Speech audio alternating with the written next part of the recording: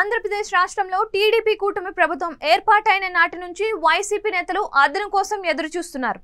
కూటమి ప్రభుత్వాన్ని టార్గెట్ చేయడానికి సిద్ధమవుతున్న వైసీపీకి తాజాగా ఒక కొత్త ఆయుధం దొరికింది.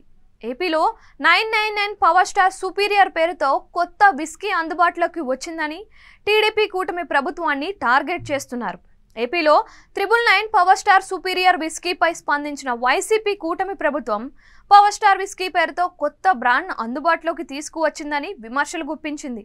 నాణ్యమైన మద్యం అంటూ జన సైనికులను మెప్పించేలా ఈ బ్రాండ్ను తెచ్చిందని జనసేన అధినేత పవర్ స్టార్ పవన్ కళ్యాణ్ పేరును టార్గెట్ చేసింది. అంతేకాదు, గతంలో టీడీపీ కార్యకర్తల కోసం లెజెండ్ బ్రాండ్ తెచ్చిన అదే ప్రభుత్వం ఇప్పుడు జన సైనిక్స్ కోసం పవర్ స్టార్ బ్రాండ్ అందుబాటులోకి తెచ్చిందని ఎద్దేవా చేశారు.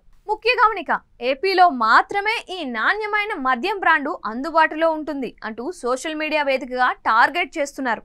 ఇక దీనికి టీడీపీ జనసేన ఘాటుగానే వైసీపీకి బదులిచ్చాయి. టీడీపీ ప్రభుత్వం ఎటువంటి లిక్కర్ బ్రాండ్ తీసుకురాలేదని, ఈ లిక్కర్ బ్రాండ్ల పుణ్యం అంతా వైసీపీదేనని మండిపడుతున్నారు. ఇక ఈ బ్రాండ్పై గతంలో పవన్ కళ్యాణ్ మాట్లాడిన వీడియోతో టార్గెట్ చేస్తున్నారు.